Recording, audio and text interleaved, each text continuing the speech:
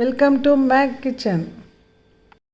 Hello friends, இன்றைக்கி கருவாடு மூக்கல்ல குழம்பு எப்படி செய்யுதுன்னு பார்க்கலாம்.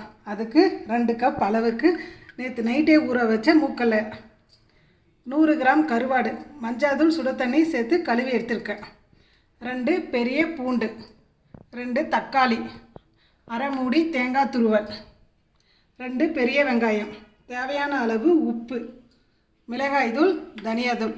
இப்போ எப்படி செய்யுதுன்னு பார்க்கலாம் வாங்க. மிக்சியில் வெங்காயம்,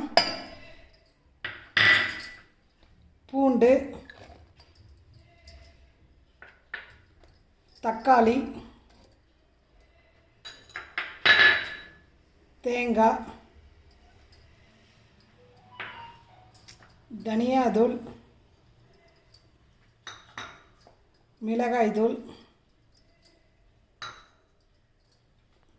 ஒரு சிறிய லெமன் அளவுக்கு புளியும் சேர்த்திக்கணும், மஞ்சள் தூள் தேவையான அளவு, கொஞ்சமாக தண்ணியை சேர்த்திக்கலாம், மிக்சியில் அரைச்சிக்கலாம். பாருங்கள், இந்த அளவுக்கு மிக்சியை அரைச்சி எடுத்தாச்சு. இப்போ எப்படி செய்யலான்னு பார்க்கலாம். இப்போ குக்கரில் தேவையான அளவு ஆயில் ஊற்றிக்கலாம். பாருங்கள், ஆயில் நல்லா காஞ்சிருச்சு. கடுகு,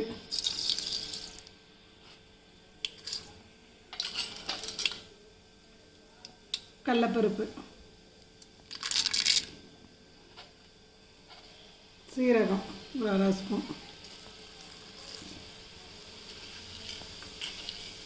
கொஞ்சமாக மிளகு. இப்போ நல்லா வணக்கிக்கலாம். இப்போ பாருங்கள், நல்லா ஃப்ரை ஆகிடுச்சு. சிறிதளவு பெரிய வெங்காயம் கட் பண்ணது, கருவேப்பிலை,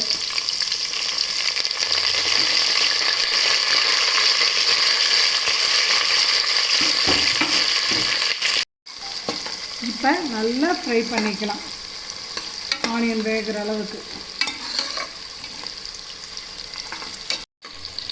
பாருங்கள், வெங்காயம் நல்லா வதங்கி வந்துருச்சு. இப்போ அரைச்சி வச்ச மசாலாவை இதில் சேர்த்திக்கலாம்.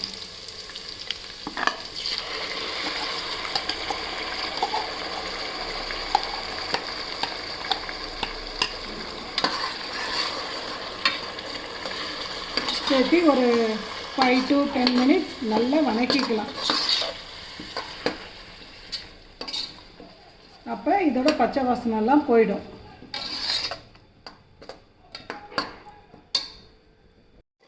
தேவையான அளவு உப்பு சேர்த்திக்கலாம்.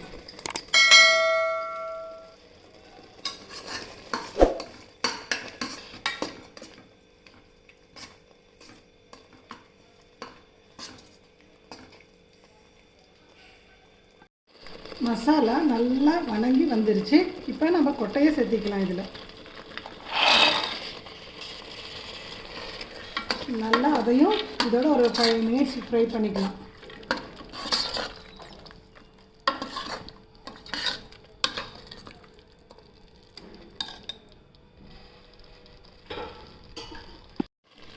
இப்போ கொட்டையை சேர்த்து நல்லா வணக்கின பிறகு தேவையான அளவு தண்ணி சேர்த்திக்கணும். உப்பை நம்ம கம்மியாக சேர்த்திக்கணும். கருவாட்டில் உப்பு இருக்கும், அதனால் கம்மியாக சேர்த்திக்கிறது நல்லது. தண்ணி பாருங்கள், தேவையான அளவு சேர்த்திக்கலாம்.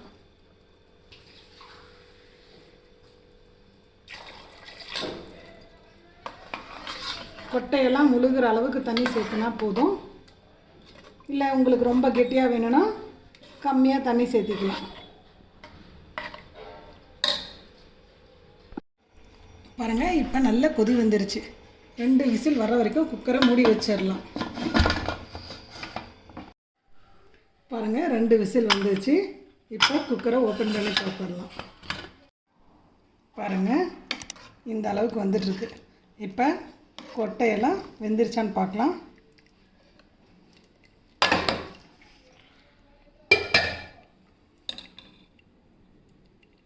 பாருங்கள், வெந்துருச்சு. இப்போ இதோட கருவாடை சேர்த்து ஒரு 5 மினிட்ஸ் வேக வைக்கலாம். கருவாடை சேர்த்து ஒரு 5 மினிட்ஸ் வேக வச்சா போதும். ஏன்னா இது ரொம்ப குழஞ்சிரும், அந்த அளவுக்கு விடக்கூடாது.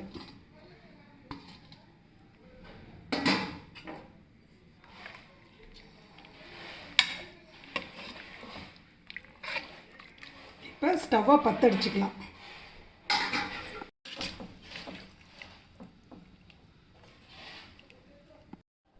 கருவாடை சேர்த்து ஒரு 5 to 10 மினிட்ஸ் வேக வைக்கலாம். வெந்துருச்சான்னு பார்க்கணும், அப்புறமா ஆஃப் பண்ணிக்கலாம். பாருங்கள், நல்ல கருவாடு எண்ணெயெல்லாம் நல்ல மேலே தேடுற அளவுக்கு வரணும். அப்போ தான் அதோட ஸ்மெல்லே தெரியும் நல்லா வந்துச்சுன்னுட்டு. பாருங்கள்,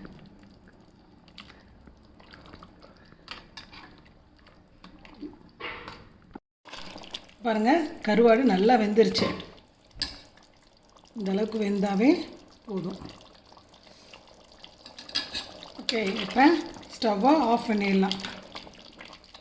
சுவையான கருவாட்டு குழம்பு ரெடி.